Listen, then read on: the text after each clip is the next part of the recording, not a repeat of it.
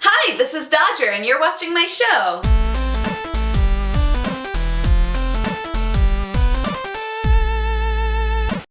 So Nikasaur, who we all love, came by and gave me a couple of really cute tops, and this is one of them.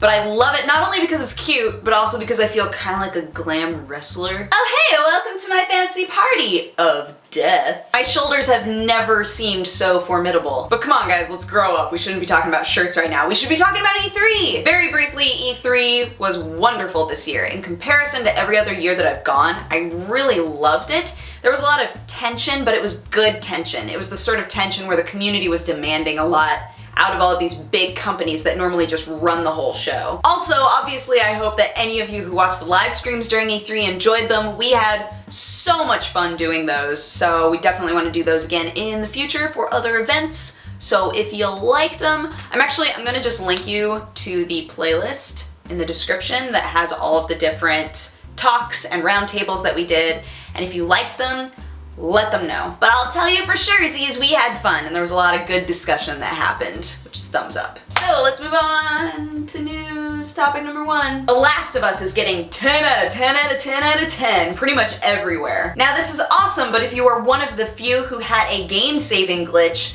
maybe you've been a little scared to play it. Unfortunately, there is a glitch that showed up not when you manually saved, but when an autosave happened. At a certain point in the game, it would try to autosave and then it would just never save, and you would literally have to start over.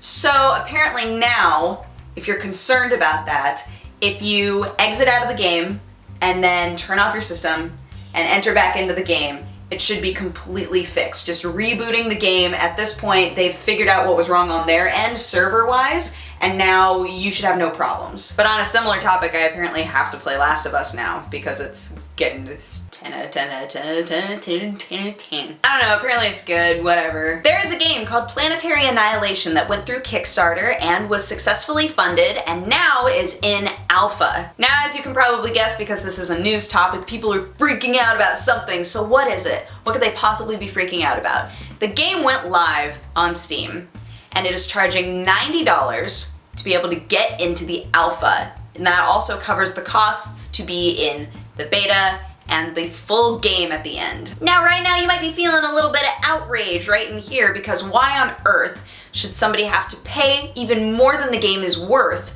in order to get into it early and help them test out their game? To just participate in a buggy mess right off the bat, right? That's the general consensus. Now, the reason that there are two sides to this is because during their Kickstarter, some people paid $90 toward the Kickstarter, and their reward was being able to get into the alpha.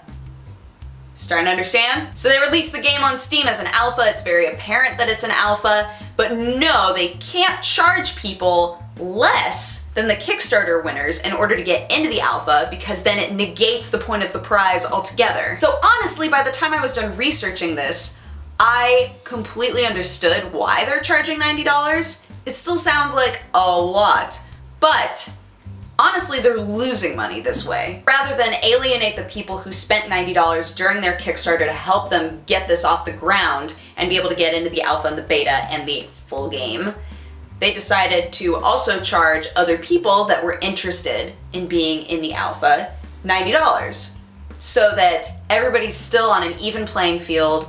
No one has any reason to have hurt feelings. And there's always the quote, if you don't like it, don't buy it, which some people think should not apply to this situation, but I kind of feel like it does. If they charged people less to get into the alpha, they would make more money. They're really the ones who are winding up kind of hurt by the end of this. So I don't think that we need to be all upset. Oh, but side note, if you want to get into the alpha, Planetary Annihilation is on Steam now. What? As I found a bit of news, any of you who have played a lot of CD Projekt games or have been involved with GOG.com, you realize that they are a company that has been very anti-DRM, very outspoken about their feelings on it. Now, Witcher 3 is being developed for the Xbox One, which means that unfortunately, CD Projekt is having to kind of sit there and be a little bit, torn. I think there's been a little bit of concern on whether or not this was going to change the state of the game as a whole, not only on Xbox One, but on all other platforms. And CD Projekt has been very open, very clear, that they have no intentions of putting any sort of DRM on this game if it winds up being involved with the Xbox One process and it being an Xbox system, then that's unfortunate. Because they don't want to take it away from the Xbox users. They don't think that Xbox users should be punished necessarily for it. So the game will be coming out on Xbox One, PS4, and PC. That has not changed at all. And again, if there's any sort of DRM involved with it, it will only be on Xbox One, and it'll only be because Microsoft insisted on it or placed it there.